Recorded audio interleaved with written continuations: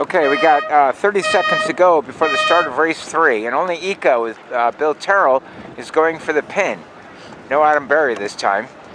Most boats are crowded near the committee boat, although there's a big breakaway group now midline and charging further leeward. So we should have a pretty good start. Make sure you're moving at the start. And Bill Terrell clearly has a free runway all the way to the pin. There they are. They're right on. That looks pretty good. I think we got the line pretty square here. Wow, Sorcerer has a good start. They have not done well today, but that's a good start for them. And Tim O'Day is second from the pin. Then Sorcerer with John Santa Maria.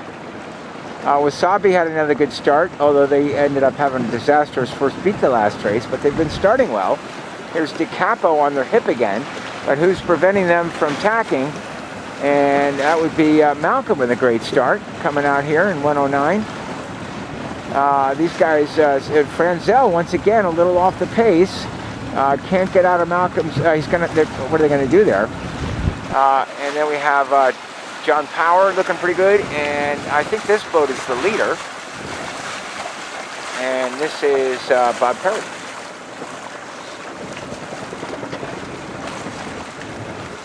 Oh, nice looking fleet there. A lot of boats came off the line looking pretty good. At least half the fleet. They just make out Santuza underneath the group.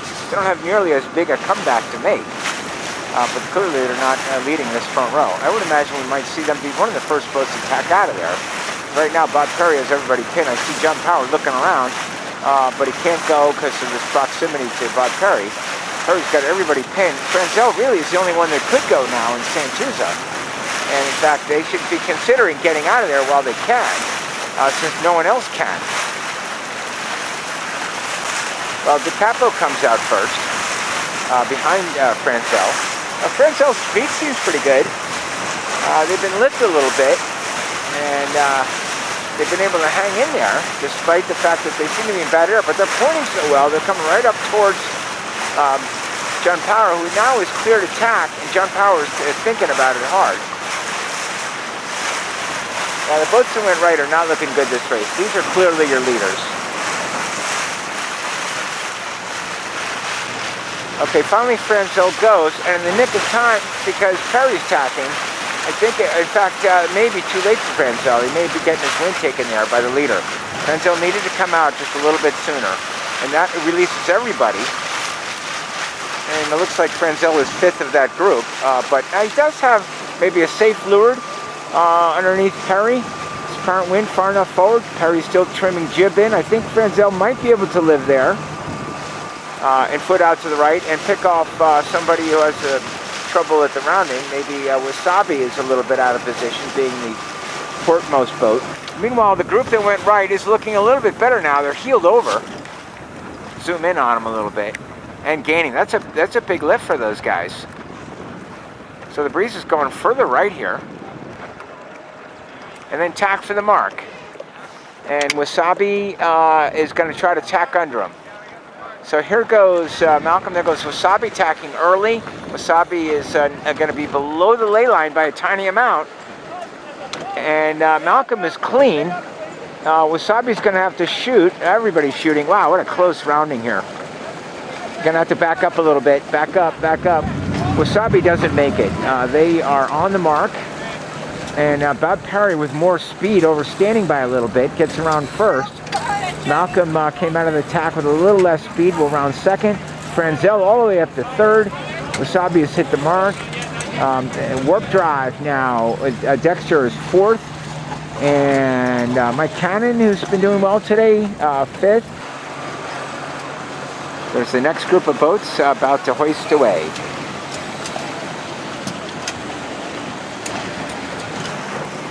Of course, it's a little more square since we've leapfrogged the gate.